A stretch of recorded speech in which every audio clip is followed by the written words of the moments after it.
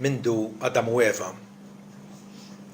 ħadduha kontra Alla u kienu mill-frotta projbita, ħallewna patrimonju xejn pjaċevoli. Aħna min-natura tagħna rridu nagħmlu bħalhom. Rridu illi ma jkunx hemm awtorità fuqna. Ma toġobniex l-idea illi xi ħadd qiegħed fuqna biex jikkmandana u jidderġielna ħajjitna. Għalkemm forsi xi wħud minna qatt ma semgħu bil-kelma awtonomija, kulħadd minn tnissil u mit-twelid tiegħu huwa jrid ikun awtonomu, ġifieri liġi għalih innifsu li nagħmel li rrid li jfettilli u ma jindaħal ħadd. U allura appuntu l-idea ta' Alla il ħalaqna u li aħna kontabbli lejh ma toġobna xejn. Assolutament. U biss bil-grazzja ta' Alla illi ġabna f'sensina u li ħanidu hekk ġabna biex nirrealizzaw ir-realtà li la darba aħna tiegħu aħna kontabbli lejh. U bħala Kristjani, bħala nies li diġà ninsabu fis-saltna ta' Alla, u allura li hemm sultan fuqna biex jiggverna fuqna u jidderġina u jkun is-sit sovran fuqna, aħna nirrikonoxxuha dan id-dritt ta' Alla fuqna bħala l-ħalliq tagħna, bħala s-salvatur tagħna nirrikonoxxuh. Nirrikonoxxuh bil-ferħa Pawlu qal li issa qal ħnina ta' Alla, fġiel ħniniet ta' Alla, ippreżentaw lil konfuskom il-ġisimkom bħala sakrifiċċju ħaj u dak hu propjament li aħna rridu li nagħmlu. Li bħalma Alla huwa favur tagħna u ħaffrinna, hekk ukoll aħna sa rridu li nagħtu prova ta' x'inhuwa dak li jogħġob lill-Alla, dak li huwa aċċettabbli u nobbli f'għajnejh. Ma rridux nikkonformaw jew nkomplu ninġarru mal-ħammiela ta' id-dinja li tagħmel fattija, tagħmel u tivvinta liġijiet li joħduha kontra l-liġi ta' Alla. Le. Aħna narfu il-sovranità ta' Alla fuq ġifieri. Alla għandu jett leġittimu illi jikkmandalna ħajjitna fl-aspetti kollha tagħha. U Alla urina fiċ-ċar x'jirrikjedi minna, x'irid minna. Alla ma qalinniex obduni u mbagħad jekk aħna nsaqsuh ma kif, Alla qalilna kif. Ma ħallina f'ebda dubju fil-ktib ta' Mikea naqraw pereżempju uriekom bniedem x'inhu tajjeb. U x'jitlob minnek il-mulej ħlief li tagħmel biss is-sewwa u tħobb it-tjieba u timxi bl-umiltà ma' Alla tiegħek. Bażikament hawn qed jiġbor f'sentenza waħda Alla x'qiegħed jippretendi minna bħala l-ħalliq tagħna, bħala dak li qiegħed iżommna ħajjin mument wara mument. Uriekom bniedem x'inhu tajjeb. U x'jitlob il-mulej minnek ħlief li tagħmel biss is-sewwa. U s-sewwa nafu Alla x'inhuwa sewwa għalih u allura dak u li aħna rridu għal ħajjitna. Ħanitkellmu fuq il-liġi ta' Alla. Waħda mit-temi l-kbar, tema maġġura fl-iskrittura kollha, naħseb jiena ma taqlibx paġna fl-iskrittura illi b'xi mod jew ieħor Alla mhux qiegħed jgħidlek kif għandek iġġib ruħek. X'tip ta' relazzjoni għandu jkollok miegħu kif ukoll ma' nies bħalek. Il-liġi ta' Alla hija dikjarazzjoni minn fuq Alla x'irid minna.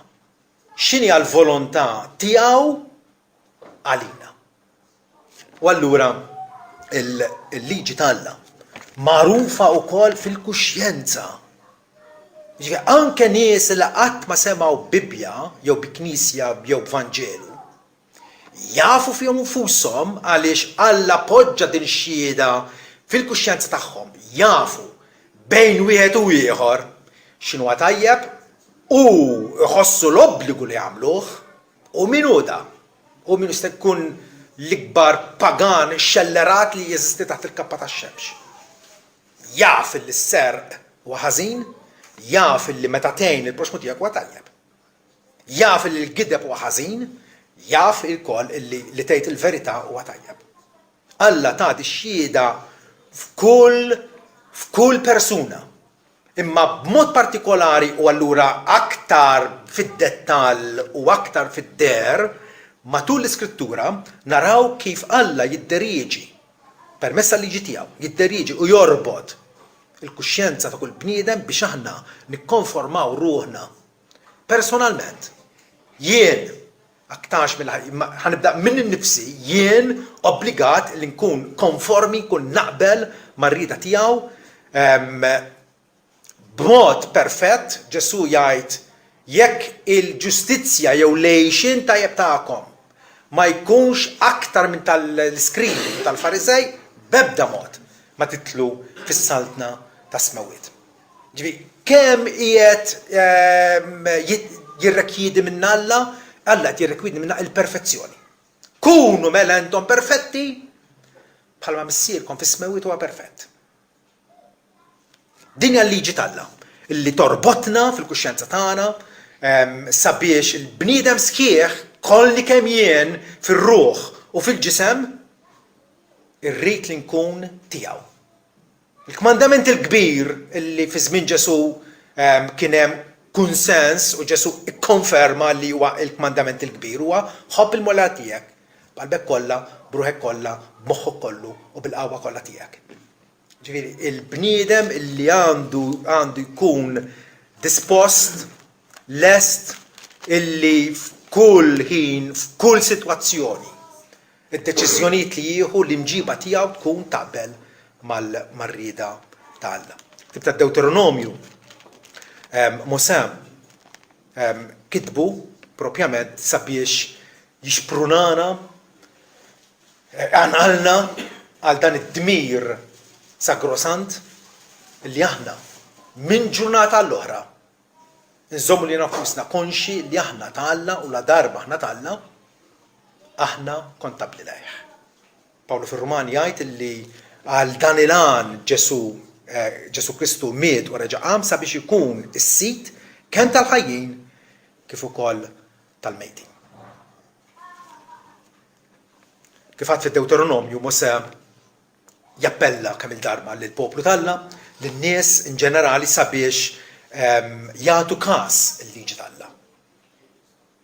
Jaħbuha fi qlubhom. Iżdien toqgħod ħdejja u ngħidlek il-kmandamenti kollha u l-istatuti u l-ordinanzi li jint għandek tgħallimhom biex jagħmluhom fl-art li se nagħtihom biex tkun tagħhom. Alla kien twajjab mal-poplu Ludi, ħelsu mill-jasar tal-Eġittu u issa wasal biex jidħol jired l-art tal-Kanan, art li tnixxi ħajpu l-għasef fejn Alla wedhom illi ħajju ħsiebhom, ħajindukrom, ħajproteġihom, ma ħajħallihom neqsin minn xejn. Imbasta jobdu il-liġi tiegħu. Qisu mela li tagħmlu kif ikkmandakom il-mulej Alla tagħkom. La tilwux la lejl l-lemin u lanqas lejx-xalluk. Imxu mela fit-triq kollha li l-mulej Alla tagħkom ikkmandakom biex tgħixu u tkunu ħienja, tkunu mbierka u tawlu il-jiem tagħkom fuq l-art li se tieħdu. Diskors bħal dan huwa ripetut kemm il-darba fid-Deuteronomju. Il-dover ewlieni ta' kull wieħed waħda minna sabiex aħna nobdu l-liġi tal-Alla. Il-liġi tal-Alla wkoll tobbligana allura sabiex inwettqu dawk id-dmirijiet kollha ta' qdusija u ġustizzja. Ġustizzja ġifieri l-għajxien tajjeb illi jiena nimxi sewwa ma' ħadd ieħor, kemm ma' Alla kif ukoll mal-bnedmin. Għal dan il-għan Ġesu innifsu salvana sabiex inkunu nistgħu noġbu lill-Alla. F'Luqa 1:75 għandna li Zakkarija qiegħed ifaħħar lill-Alla fejn jgħid li aħna meħlusin minn idejn l-edewwa tagħna issa naqdu lill-Alla mingħajr biża' fil-qdusija u l-ġustizzja qudiemu il-jiem kollha ta' ħajjitna. S'issa tkellimna dwar dmir dan huwa aktarx privileġġ.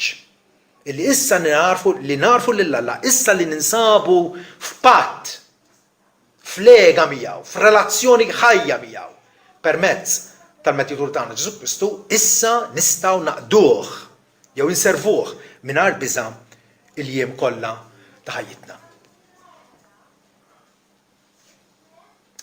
L-osservanza tal-liġi tal-Alla iġġib magħha wkoll il-weda tal-ħajja. Din kultant aħna ma nifhmuhiex. Il-Bibja ripetutament tajt illi dawk illi iżommu il-liġi talla jgħixu biha. Pereżempju Rumani 10 vers 5. Għax Mosè kiteb fuq il-ġustizzja li tiġi mill-liġi, illi l-bniedem li ħares din il-ġustizzja ikollu l-ħajja biha. Ġifieri teoretikament Alla qiegħed jgħid lill-bniedem illi jekk inti żomm il-liġi tiegħu perfettament, perpetwalment, b'motiv tajjeb tgħix biha.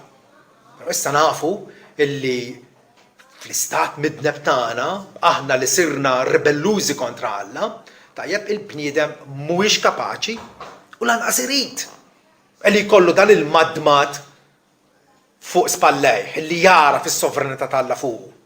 Frattant anke u nitalla. Narfu aħna li avolja salvati bil-grazzja. Avolja Alla ħafrilna fuq il-merti tas-sakrifiċċju ta' ibnu u tiegħu biss. Ġesu xorta waħda jitkellem jew ikellem tixxib li jgħidilhom ħudu fuqkom infuskom il-madma tiegħi u tagħlmu minni għax jiena ġwejjed u f'qalbi.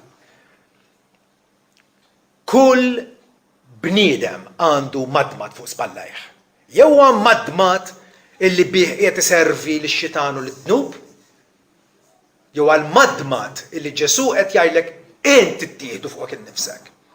Alla jrid is-servizz u l-ubbidjenza volontarja tagħna. Mhux imġiela, mhux sforzata, volontarja tagħna. Sabiex bekk iva tiġi mantnuta u tifjorixxi din ir-relazzjoni illi Alla ħabna u aħna allura se nwieġbu bl-imħabba tagħna lejh. Xi tip ta' mħabba? Imħabba li tintwera fl-osservanza tal-kmandamenti tagħAlla. Il-kmandamenti tagħAlla kif smajnihom dal-għodu jinqraw, forsi smajtuhom kemm il-darba smajnihom minn tfulitna forsi inna anke nafuhom bl-amment, għafu ma konniex nafuhom kif suppost, dan stajtu tikkonfermaw ukoll mill-qari, però il-kmandamenti tagħAlla, l-10 kmandamenti kif insibuhom huma sommarju, huma ġabra fil-qosor tal-affarijiet l-aktar importanti li Alla jrid minna.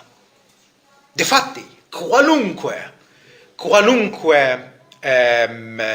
kmand jew liġi oħra li hemm u hemm xi ħadd ikkalkula ma nafx kif, imma kkalkula hemm xi 613 il-kmandament jew liġi differenti. Kwalunkwe kmandament jistgħu jinġabru taħt wieħed mill-10 kmandamenti. 4 minnhom l-ewwel 4 u mhux b'kombinazzjoni li huma l-ewwel 4 x'huma jerġa' aktar importanti mill-aħħar 6. Jirregolaw ir-relazzjoni tagħna ma' Alla u ċoħ li nirrikonoxxuh bħala l-uniku Alla veru li ħaqqu kull imħabba u fiduċja tagħna. Il-mod kif aħna se nadurawh fl-ispirtu u fis-sewwa u mhux billi nużaw oġġetti magħmulin minna infusna, illi nonoraw l-isem tiegħu u ċoħe illi kull meta nsemmu lil Alla jew affarijiet għandu x'jaqsmu miegħu nagħmlu dan bl-akbar reverenza. Xi ħaġa li aħna infallu anke minn għamen indunaw. U l-fatt li aħna rridu ngawdu il-mistrieħ li jagħtinaw u ċoħe is-salvazzjoni illi ipprovdilna fi Kristu Ġesu. Mbagħad l-aħħar 6 għandna il-kmandamenti li regolaw ir-relazzjoni tagħna bejnietna, aħna ma ngħixux eremiti weħedna, le, ngħixu f'soċjetà, ngħixu familji, ngħixu fost gens fis-soċjetà u allura kif se ninġibu bejnietna l-aħħar 6 kmandamenti jgħidulna kif għandna nagħmlu dan. Però jekk inti taqra il-liġi kollha ta' Mosè, aħna l-ewwel 5 kotba tal-Bibja nsibuha bħala t-Torà jew il-Pentatewku. Torà tfisser liġi jew tagħlim miktubin minn Mosè. Tajjeb? Kif inhi ppreżentata l-liġi tagħAlla hemm taħlit ta' diversi liġijiet. Però bażikament kull liġi tista' tinqasam f'waħda minn 3 kategoriji. Hemm il-liġi morali bħal huma l-10 kmandamenti, hemm il-liġi ċivili illi huma liġijiet illi għal Lut kienu jafu kif għandhom imexxu l-pajjiż bejniethom fil-qrati, affarijiet ta' ġustizzja, tajjeb, dak il-liġi ċivili, imbagħad hemm ukoll il-liġi ċerimonjali. U ċe affarijiet li għandhom xaqsmu mal-liturġija, mal-reliġjon tagħhom, tajjeb kollha moti minn Alla u kif għadd huma ppreżentati kważi ħallata ballata. Filli qed jitkellem dwar il-fatt li tgħid il-verità u mbagħad jitkellem dwar illi m'għandikx talli gidi fil-ħalib ta' ommu. Tgħid x'għandha x'inhi din? Dik liġi ċerimonjali. Jew li ma tistax tħid żewġ tipi ta' drappijiet differenti flimkien. Tgħid li x'inhi? Illum m'għaddix nagħmluha, waqqas biss tiġina f'moħħna. U allura rridu minn hawnhekk narfu illi l-liġi morali, ġifieri dik li hija riflessa fl-10 komandamenti, hija ħafna aktar importanti mill-liġi ċerimonjali. Liġi li kellha x'taqsam pereżempju mal-ċirkonċiżjoni. Alla kmanda lil Abraham l-ewwel wieħed biex jagħmel iċ-ċirkonċiżjoni bħala sinjal u siġil tal-ġustizzja li Alla tah minħabba l-fidi tiegħu. Il-ċirkonċiżjoni bagħad issir tajjeb illum ma nagħmluhiex aħna bħala Kristjani. Ma nagħmluhiex. Anzi nafu li fil-Knisja Bikrija meta l-Apostoli għadhom ħajjin li tkellmu kontra ċ-ċirkonċiżjoni aħna naħsbu li bija se nimmeritaw xi ħaġa mingħand Alla. Infatti Pawlu mbagħad jagħmilha ċarissima fil-Kolossin 2 vers 11 illi ċ-ċirkonċiżjoni vera tagħna hija tneħħija tad-dnubiet. Mhux il-ġenituri jew xi tabib qabad sikkina u għamel din l-operazzjoni fil-ġisem kif kienu jagħmlu l-Lut. Li fih intom ukoll ċirkonċiżi b'ċirkonċiżjoni mhix magħmula blied, bit-tneħħija minn ġisemikom tad-dnubiet tal-ġisem biċ-ċirkonċiżjoni ta' Kristu. Diġà din nindunaw illi ħafna minn dawn il-liġijiet tal-antik tajjeb seħħew fi Kristu u appuntu għaliex Kristu wettaqhom illum il-ġurnata ma nagħmluhomx. Liġijiet ċerimonjali. Fejn tidħol pereżempju d-dieta, tafu l-Lut kellhom ħafna liġijiet stretti fit-tul x'jistgħu jieklu u ma jiklux. Ħanżir ma jistgħux jieklu, oktopus ma jistgħux jieklu u dar affarijiet kollha. Tajjeb, u anke kif tinqatel il-bima illum il-ġurnata dik il-liġi ċerimonjali spiċċat. Għaliex Ġesu iddikjara matul il-Ministeru tiegħu illi kull ikel huwa safi. Kull ikel huwa aċċettabbli jekk wieħed jista' jew kapaċi jirċevi bratt il-ħajr. L-Apostol Pawlu hekk jitkellem fl-ewwel ittra lil Timotju kapitlu 4. Qed jitkellem hawnhekk dwar nies folots li qegħdin jippruvaw daħlu ideat tagħhom fushom. Pereżempju, ma jridux li jsir żwieġ, li Alla kmanda żwieġ. Ma dan ma jridux li jsir żwieġ. Tajjeb? U jordnaw li ma jittikilx ikel li Alla ħalqu biex ikun meħud bratt il-ħajr minn dawk li jemnu u jarfu l-verità. Għax kull ħaġa maħluqa minn Alla hija tajba. U xejn m'għandu jintrema jekk ikun milquh bratt il-ħajr. Jiġifieri jekk inti u x'inhu dal-ikel u kapaċi trot ħajl lil Alla onestament għalih għax taf li ħamilek il-ġid, tajjeb tista' tieklu. Ġifieri qabel kien hemm din id-distinzjoni. Ħafna restrizzjoni x'tista' tiekol, Alla dik ir-restrizzjoni neħħiha. Ġesu iddikjara kull ikel nadif. Ħaġa oħra, il-festi tal-Lut. Tajjeb taqra t-tesmet il-qadim ħafna drabi tissemma Pentekoste jew Lejt, jew il-festa tat-trumbetti jew tal-Erejjex, tajjeb jew il-Jom Kippur fejn l-Lut kienu jsumu darba fis-sena u joffru il-sakrifiċċju speċjali għat neħħija tad-dnubiet. Tal-festi 7 minnhom, 7. Matul il-kalendarju liturġiku tal-Lut li kienu josservawhom illum ma nosservawhomx. Għaliex?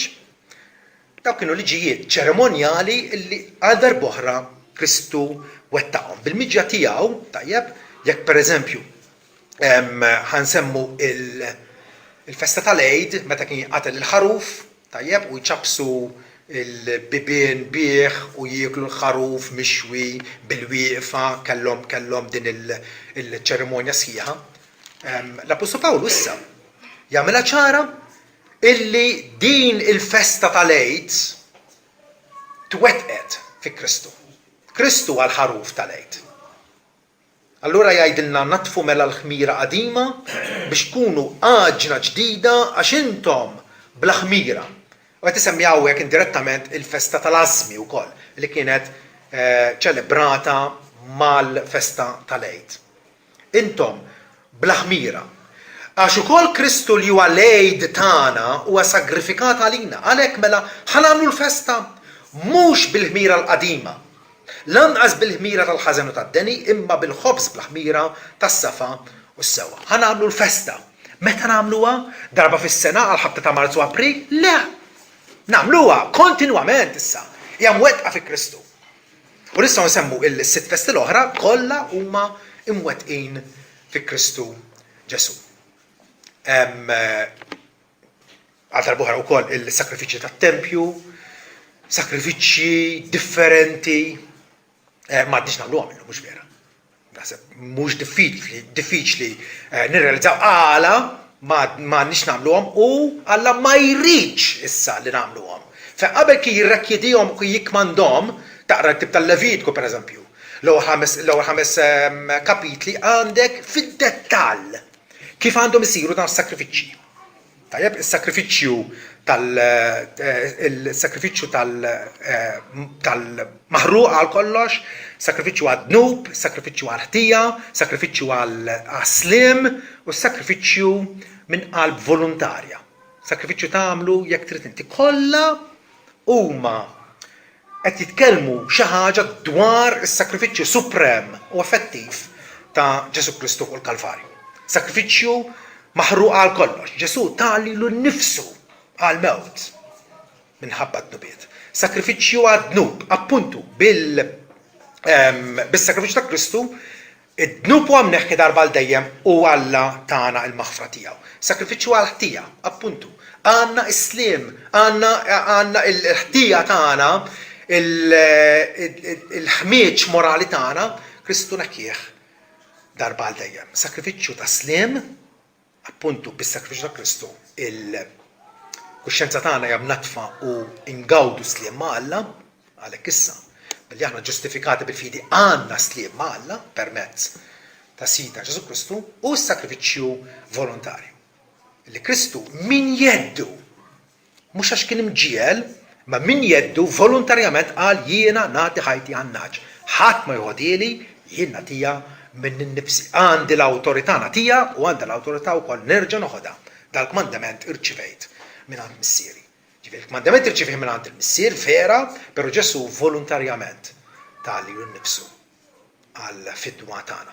Dan l-affarijiet kollha għalfejn ma nagħmlux s-sakrifiċċji appuntu għax narfu illi bis-sakrifiċċju wieħed ta' Kristu dawn il-ħwejjeġ li kienu tant komuni fit-Testament il-Qadim.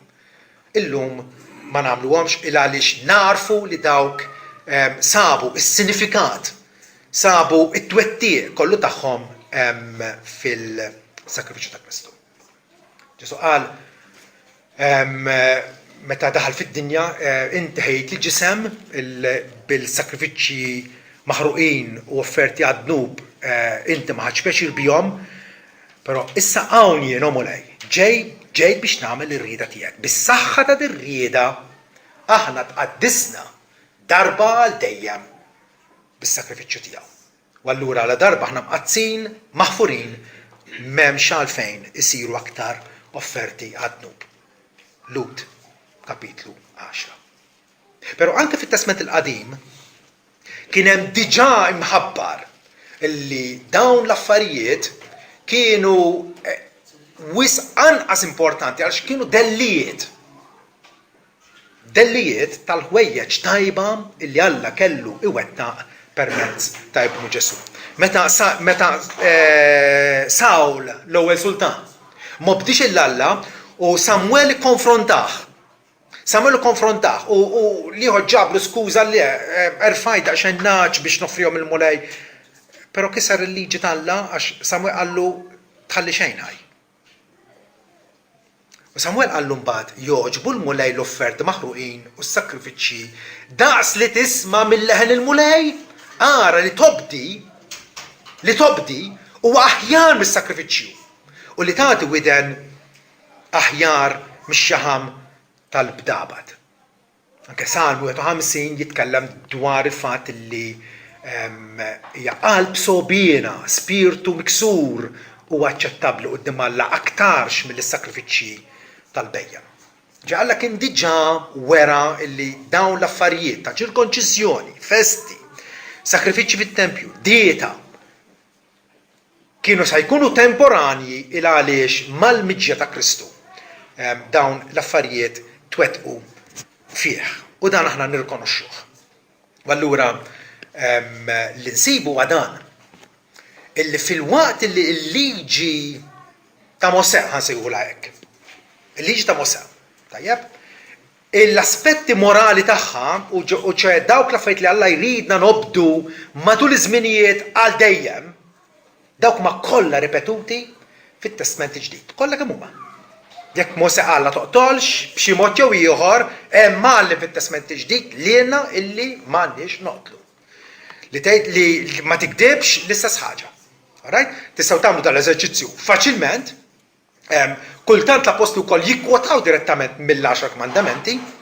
Tajjeb, l-unika differenza hija illi fejn qabel il-Lud kienu osservaw is-Sibt, illum bl-awtorità ta' Ġesu Kristu mhux għax invventajni aħna, nosservaw il-ħadd. Ġesu qam fl-ewwel jum tal-ġimgħa, iltaqa' mal-apostli kull meta jissemma f'liema ġurnata iltaqa' magħhom f'dawk l-40 jum wara l-qamam bell-imwiet, meta jissemma f'liema ġurnata dejjem il-ħadd. Jiġifieri Ġesu beda jew ħoloq dal-preċedent illi issa id-dixxipli se jiltaqgħu flimkien f'ismu u miegħu nhar ta' Ħadd. Bidu ġdid, ħolqien ġdid. Fit-Testament il-Qadim qalilhom osservaw is-Sibt għax f'sitt ijiem il-mulej Alla ħalaq is-semawit u l-art u kull ma fihom. Mbagħad strieħ fis-seba' jum. Immissa Alla jridna illi nkunu aktar u aktar konxi tal-ħolqien ġdid illi qiegħed iwettaq permezz ta' Kristu, bl-irxoxt tiegħu minn bell-imwiet. Allora naraw l-apostli illi matul l-Atti tal-Apostli pereżempju jissemma darba speċifikament, tajjeb, meta Pawlu mar Troas dam 7 ijiem, però meta ltaqa' mad-dixxipli fl-ewwel jum tal-ġimgħa. Fl-ewwel jum tal-ġimgħa, Atti 20 vers 7. Jekk ħatati lill-foqra fl-ewwel jum tal-ġimgħa. Tajjeb, il-ħadd il-Testament Ġdid isejjaħlu jum il-mulej. U allura jekk xi ħadd jgħidilkom Kostantinu vvintati xi 350 sena wara, mu veru xejn. Mu veru xejn.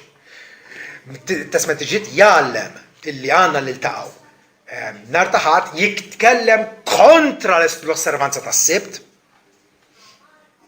Kolossin 2 jitkellem kontra ħallu l-ħadd jiġġudikakom dwar l-osservanza tas-Sibt, jew il-qamar ġdid, jew il-jiem tal-festi.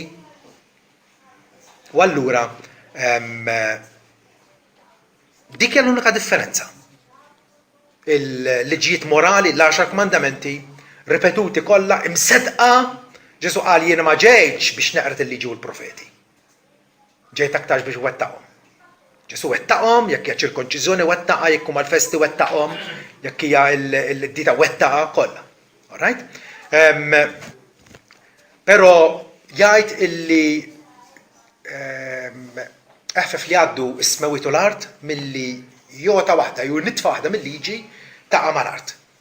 Ġesu ikkonferma li dik il-liġi fl-aspetti morali tagħha għada u tibqa' għall-eternità. Kif inħarsu lejn liġi tal-Alla llum il-ġurnata? Hemm min jgħidlek, ma nix il-liġi, xi tfisser dik? Tisfissa li tagħmel trid jekk inti l-sir ta' Kristu. Jekk inti msejħ fis-saltna tiegħu. Jekk Ġesu xtrak biex tkun tiegħu u mhux tiegħek innifsek. Idu noqgħdu attenti kif nitkellmu. Maħniex taħt il-kundanna tal-liġi. Il-liġi ma tistax tikkundannana, imma l-Kristjan ħares lejn il-liġi b'mod pożittiv. Niddejjaq meta nisma' ċertu kummenti li aħna il-grazzja li rċevejna bija Alla jħarriġna biex nosservaw liġi tiegħu. U bekk inkunu qegħdin mexxin dritt. Il-liġi tagħha mhijiex kiel, mhijiex bħalli kieku impediment għal ħajjitna. Jew xi rabta żejda, jew xi sikkatura, u f'xi dwejjaq, ma nistax nagħmel hekk. Għamek inti soldat fil-gwerra u l-kaporal tiegħek jgħidlek ara, mur minn darra ħara għal ieħor.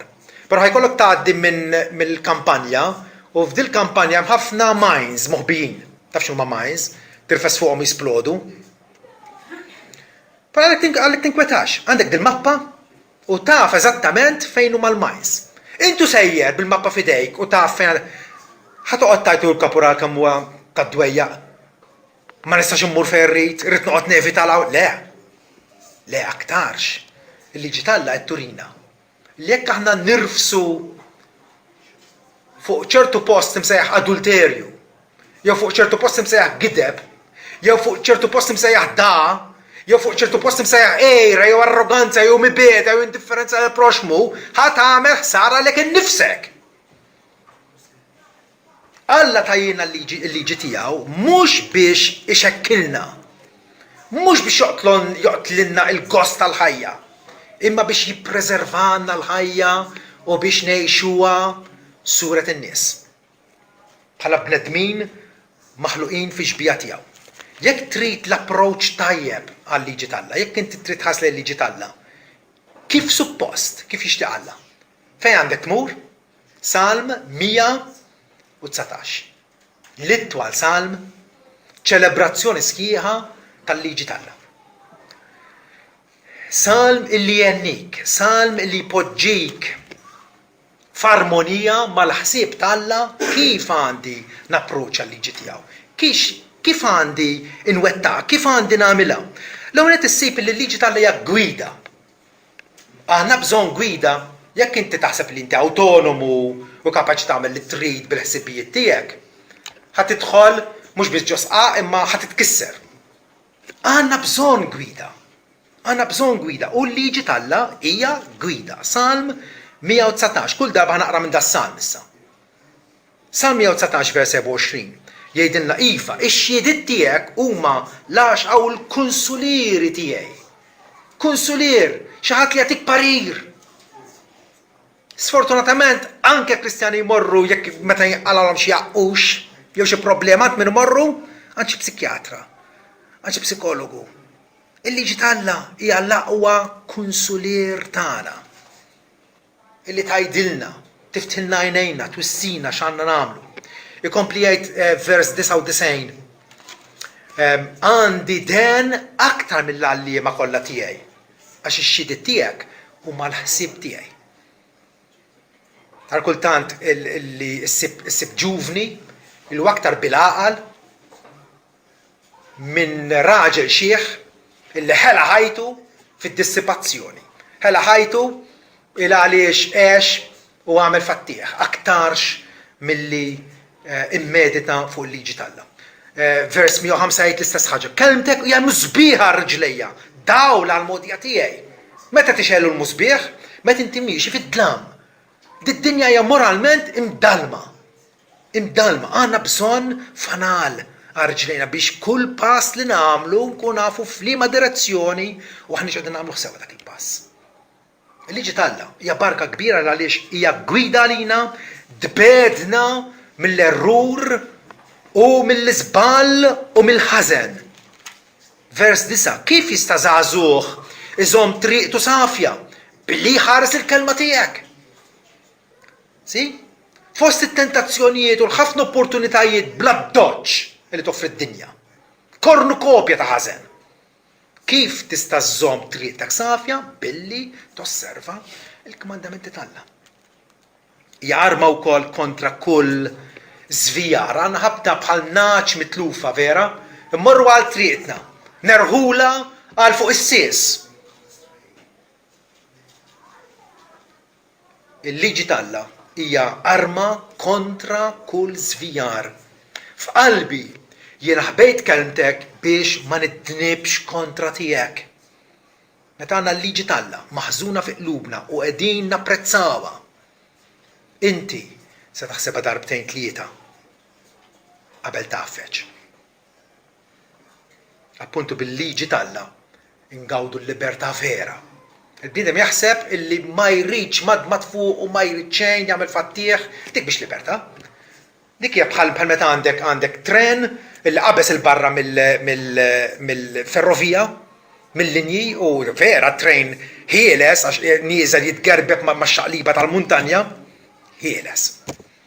Le, tren ħieles huwa tren li jasam minn post għal ieħor bis-sigurtà.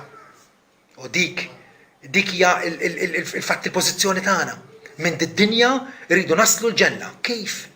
Ġesu li huwa l-Imgħallem tagħna, Ġesu li ħallas għad-dnub tagħna se qed jgħidilna f'liema direzzjoni għandna nimxu, direzzjoni tal-libertà. Vers 45 jgħidilna u nimxi bil-libertà għax jiena nfittex il-proġetti tiegħek. Qasbu dwar din. Nimxi bil-libertà. Il-ħelsien vera jinsab għand dawk illi jikkonformaw irwieħhom mal-liġi tal-Alla u jobduha. Aktar minn hekk fil-liġi tal-Alla wkoll insibu komfort, faraġ u stejqien. Trid refreshment, trid li r-ruħ tiegħek togħla l fuq, tiffjorixxi, żomm il-kmandamenti tal-Alla. Dan huwa l-faraġ tiegħi fin-niket tiegħi. Faraġ meta tgħid fin-nika ġifieri fl-afflizzjonijiet, affarijiet li jiġru kontrina, x'inhu l-faraġ? Għax kelmtek tagħtini l-ħajja għal darb'oħra. Niftakar f'Pietru. Meta Ġesu qal intom ma trux morru wkoll vera. Pietru qallu qabeż qal mhux ħadd min immorru. Int għandek il-kliem ta' ħadd għalejja.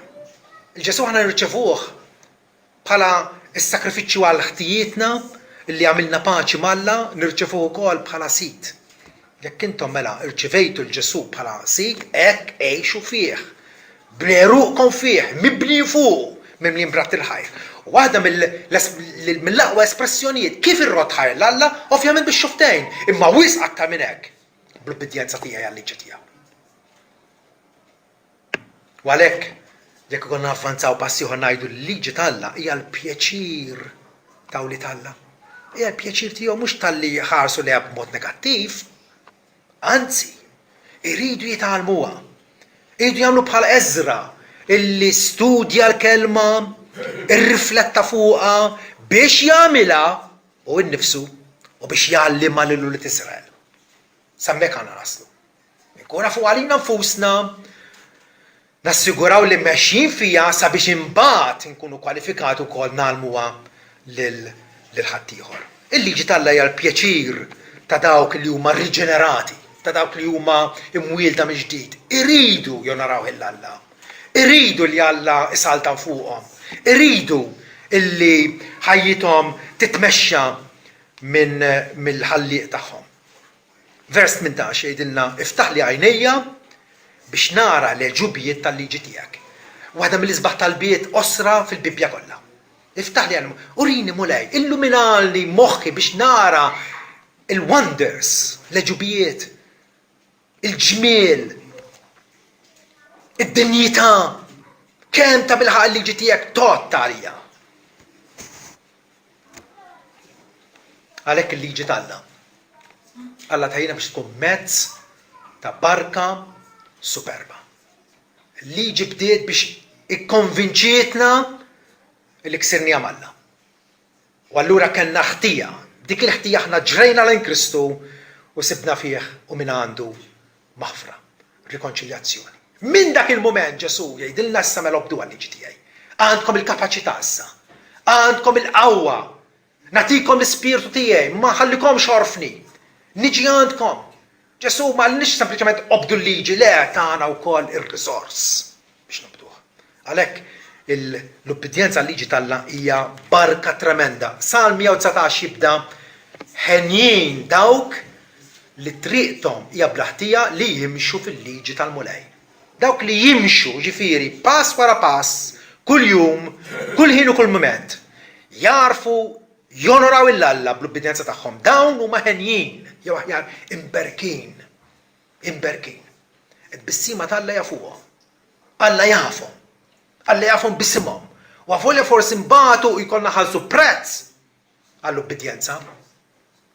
Alla jaf il-mixi kollu tagħna, dħul u l-ħruġ tagħna kollu. Finalment, il-liġi tal-Alla hija l-għaxqa ta' wliedu. L-għaxqa ta' wliedu. Tista' taqra l-aqwa letteratura, tista' tmur u s-siefer u tara. Fejn hija l-għaxqa tagħna?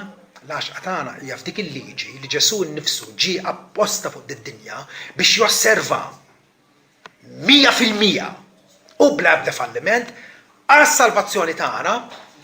U allura la darba aħna dixxipli tiegħu, Ġesu jgħidilna id-dixxiplu ma jistax ikun ola mill-li mgħallem tiegħu, imma se jsir bħal li mgħallem tiegħu. Kull Kristjan jaraf, jew aħjar għandu jaraf illi fil-liġi tal-Alla ħajsib l-għaxqa, il-pjaċir kollu tiegħu. Vers 77. Ħatiġi fuqek it-tjiba tiegħi biex nibqa' ħaj għax il-liġi tiegħek hija l-għaxqa tiegħi. Ma'dud fit-Testament il-Qadim għadu jgħod perfettament sal-lum. Ġesu jikkonfermah dan. Fil-ħsieb, fil-kliem, fl-emil tagħna, Alla ma ħalliniex biex ħanidu hekk nafġu kif ifetlinna aħna, ma tantu ħobna irid jgħidilna kif għandna ingawdu dik il-ħajja li Ġesu tagħna, ma mhux biss dik il-ħajja ma ħajja bl-abbundanza, ħajja bil-kotra. Ħajja illi turi aħna ta' bilħaq dixxipli tiegħu. Għandi kwotazzjoni hawnhekk ma nafx min qala, però għoġbitni ħafna u nixtieq naqsamha magħkom. Il-ħajja Kristjana mhijiex diffiċli. Hija impossibbli. Għexa wieħed biss b'suċċess, Ġesu Kristu. U la darba dan hu veru, jirnexxielna ngħixuha biss hekk kif Kristu jgħix fina bl-Ispirtu tiegħu. Kif għad fil-bidu? Alla jrid il-perfezzjoni minna. Kif jista' jkun? Billi Ġesu jgħix fina u Ġesu qiegħed jgħix fina, jiena msallab ma' Kristu ma' kollu jien ngħix mhux jien, u Kristu jgħix fija u l-ħajja issa ngħixha bil-fidi. Allura kif ħanobdih il-Alla? Bil-fidi. Għax għandi fiduċja fih, naftaħ. Jekk għalli tikdebx, terx, tkunx arroganti, uża l-sienek sew, ma għalux bla d-doċ dan. Għaluna għax dak jirrifletti il-karattru tiegħu. Għaluna għax dak huwa l-ġid tagħna, ma se jirrepetija ħafna fid-Deuteronomju. Kull darba jgħid għal-ġid tagħkom, qed nikmandakom da għal-ġid tagħkom. Ejjew ma fitxux nagħmlu ħsara lil nafusna. Ma fitxu ta' bilħaq. Bl-għajnuna tal-Ispiritu Santu. Hekk kif aħna nimxu fih, hekk kif aħna nkunu mlijin bih, ikkontrollati minnu, nibdew ta' bilħaq. Kristu jiġi rifless fil-ħajja tagħna. Nkunu kapaċi ngħidu wkoll bħalma qal l-Apostlu Pawlu, ixbħu mela lili bħalma jiena nixbaħ lil Kristu. Nkunu kapaċi ngħiduha wkoll b'onestà. B'onestà. Naf x'jiġifieri illi tkun f'relazzjoni intima mal-Alla, f'ubbidjenza leh. Naf x'barka hi, Ġwanni jgħid fl-ewwel Ġwanni kapitlu 5 vers 3, din hija l-imħabba tal-Alla. Ġifieri dan huwa l-mod kif aħna nħobbu lill-Alla, kif aħna nwieġbu għall-imħabba tiegħu. Billi nħarsu l-kmandamenti tiegħu. U l-kmandamenti tiegħu mhumiex biżanti.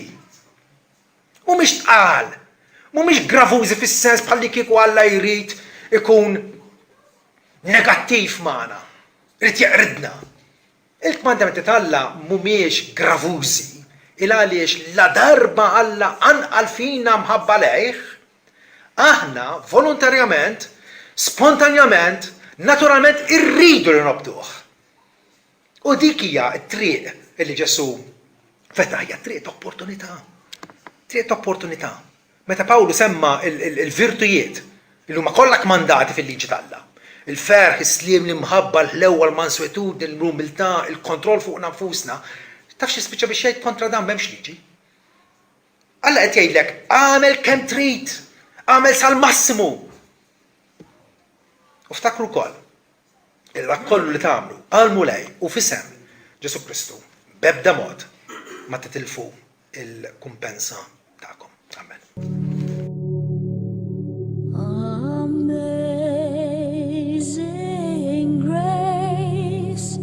How sweet the sound that saved a wretch like me. I once was lost, but now I'm found. Was blind, but now I see.